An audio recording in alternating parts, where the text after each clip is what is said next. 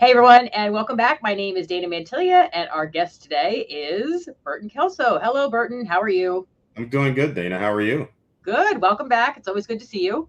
Good seeing you. We have a good topic today that's going to help a lot of people. Okay. So, we're going to talk about how to keep your devices safe during summer travel because obviously we know there's a lot of different Wi Fi's people can be using and apps to download and all that kind of thing. So, our first question is going to be what is the first thing you need to turn on so you can locate your devices and people can locate you?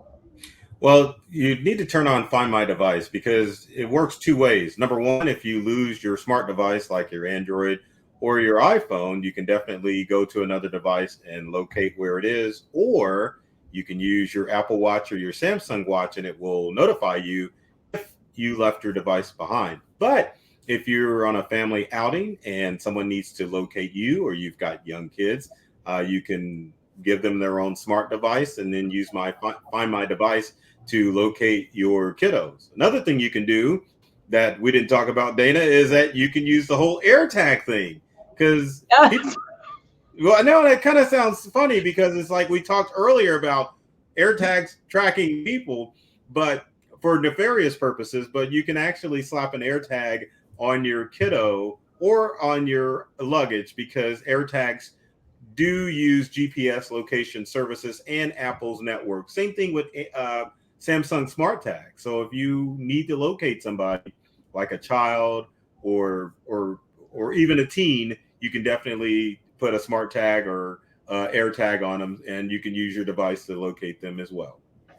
And that's the luggage thing. That's not a bad idea either. To even just throw one in your luggage so you can make sure you'll know that if it's lost before you'll even be notified by the airline.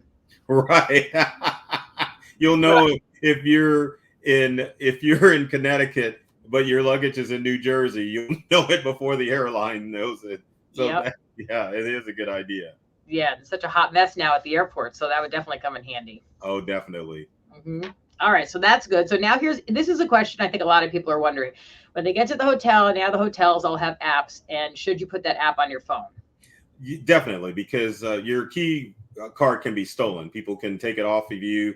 You can accidentally leave it behind, and then criminals can kind of find out what room you're in, and then they've got access to your items in your room because a lot of people with their smart devices leave those items in their room, which is Dana something I don't understand. Every time I travel, I take my tech with me. It's a hassle keeping it in your backpack or whatever, but you never know who's going to find your room. But the good thing about having the app on your smart device is that you can have one less thing to worry about when it comes to entering your room. You can even, especially with the Hilton app, you can turn off the room number you're in and just use your smartphone via Bluetooth in order to get into your room. So it's a very handy and safe and convenient app to have, and I recommend if you're staying at one of the large chain hotels like a Marriott or a Hilton, download the app and use that as your room key as opposed to the old credit card room key.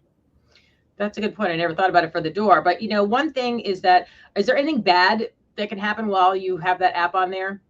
No, because since it uses Bluetooth, the range is limited. So you're only talking about 500 feet. So it's not like criminals can get in through the app to see what you're doing. Because I think the only items that you have within the app, maybe a credit card on file, maybe they can, if they were able to get in with Bluetooth, maybe they could see where you were going to your next destination. But other than that, Bluetooth is safe and it's a good idea just to go ahead and use the app as your room key rather than using the old credit card thing. And what about when you're done with the vacation? Should you delete the app? No, keep it on there. I mean, there's no harm in having it on there because one of the good things about, say, Hilton or Marriott, if you're looking to book a room, using it through the app is a lot easier to find your favorite hotel in your area as opposed to just trying to get online and Google it. Those hotels do an excellent job. It's letting you know what the availability is.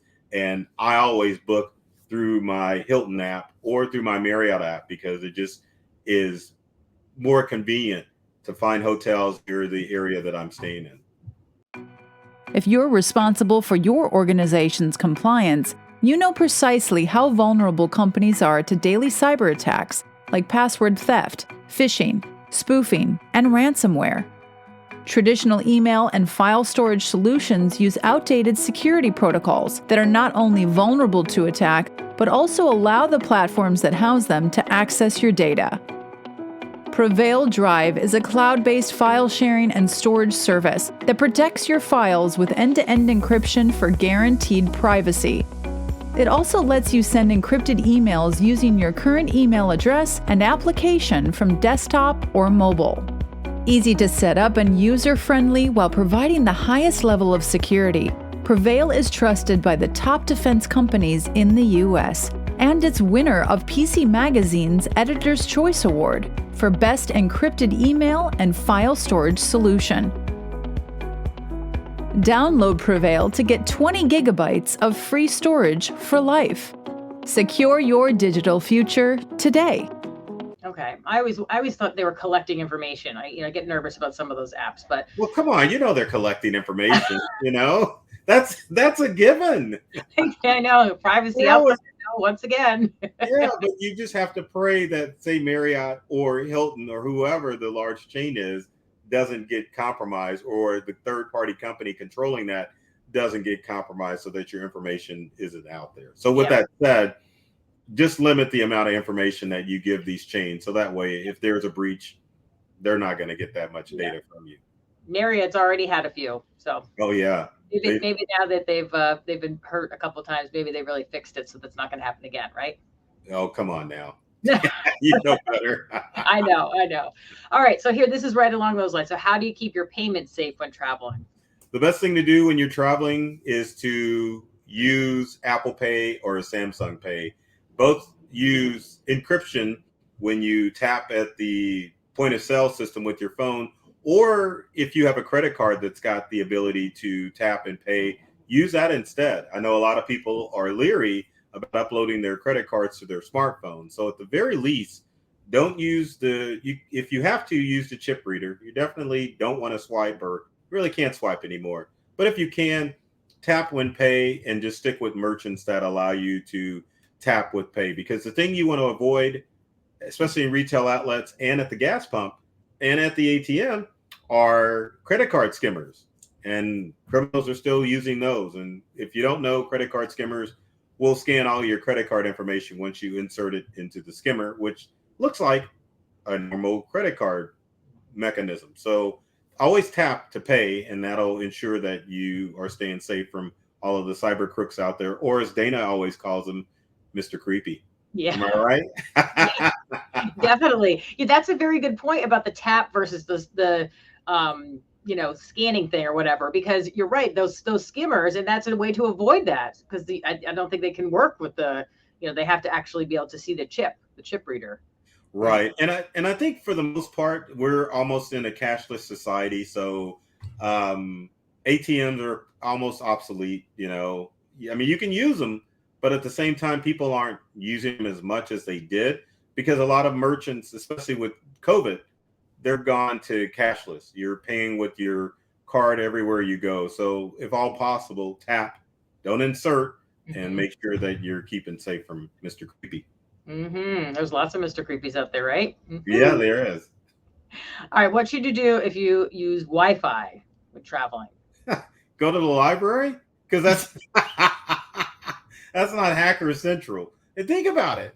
Most people that go to the library, they're using the library computers, and there's very few people that are using the Wi-Fi. That's not a real solution, but something to consider if you're don't know how to use the technology I'm talking about, which is a VPN.